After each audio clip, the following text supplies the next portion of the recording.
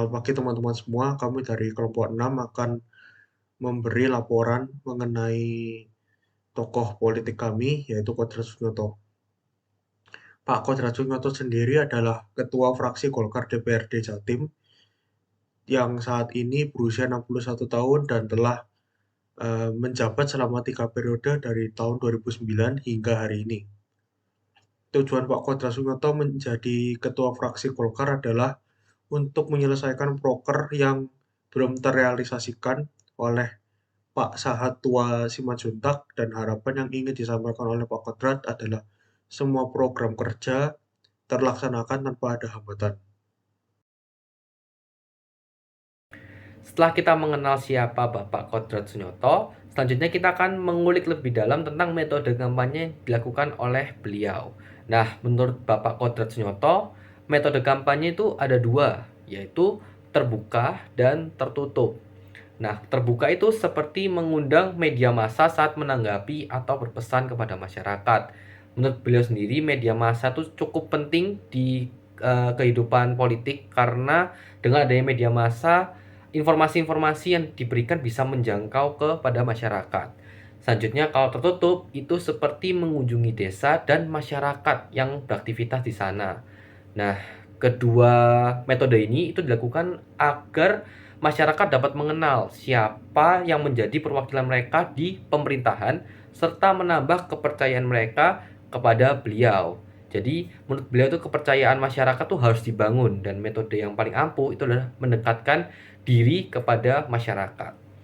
Nah, Bapak Kodrat Sunyoto sendiri itu juga sadar akan kekuatan media sosial seperti platform-platform digital yang saat ini sedang marak digunakan oleh masyarakat. Ya, contohnya saja seperti YouTube, Instagram, TikTok, dan lain-lainnya. Nah, sehingga menurut beliau, platform tersebut itu sangat penting untuk aktor-aktor politik melakukan kampanye, sehingga dikenal oleh masyarakat yang luas dengan jumlah yang besar. Nah, setelah kita mengenal nih metode kampanye yang dilakukan oleh beliau, kira-kira pandangan masyarakat terhadap beliau tuh seperti apa sih? Jadi mengenai respon masyarakat tentang kampanye, tentunya kampanye ini memberikan sebuah efek yang cukup banyak karena kampanye merupakan sebuah program yang biasanya diajukan oleh partai politik-politik, para politikus untuk memperkenalkan apa yang jadi program mereka. Jadi menurut saya itu sangat masih bisa dimasukkan dalam era sekarang. Tentunya kampanyenya diperbarui secara modern, bagaimana kampanye tadi itu dapat menjadi sebuah wadah di dunia online untuk mereka tetap bisa mengenali calon pemimpin yang akan memimpin bangsa mereka, yaitu Indonesia kita tercinta. Dan juga bagaimana nanti ke depan banyak partai-partai politik yang akan menggunakan sistem kampanye tetap dari zaman dahulu juga, karena menurut saya itu sangat efektif untuk mengumpulkan massa dan juga memberitahu apa sih yang jadi program dan kelebihan dari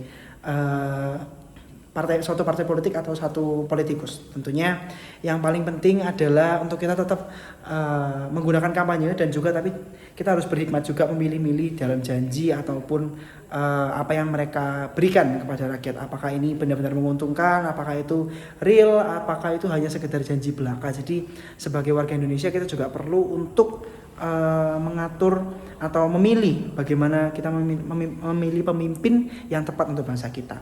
Menurut saya itu, dan semoga sistem kampanye ataupun apapun yang akan terjadi di depan, kampanye modern atau seperti apapun yang akan jadi pembaruannya, semoga membawa bangsa Indonesia kita lebih maju lagi. Oke, jadi kesimpulan dari laporan kami yaitu bahwa Pak Kodrat sudah berusaha semaksimal mungkin dengan cara pendekatan melalui sosial media maupun terjun ke lapangan langsung untuk menyelesaikan proker-proker ketua fraksi Golkar sebelumnya yang belum terrealisasikan. Dan tidak hanya itu aja, masyarakat juga merespon mengenai Pak Kodrat secara baik. Sekian dari kami, terima kasih.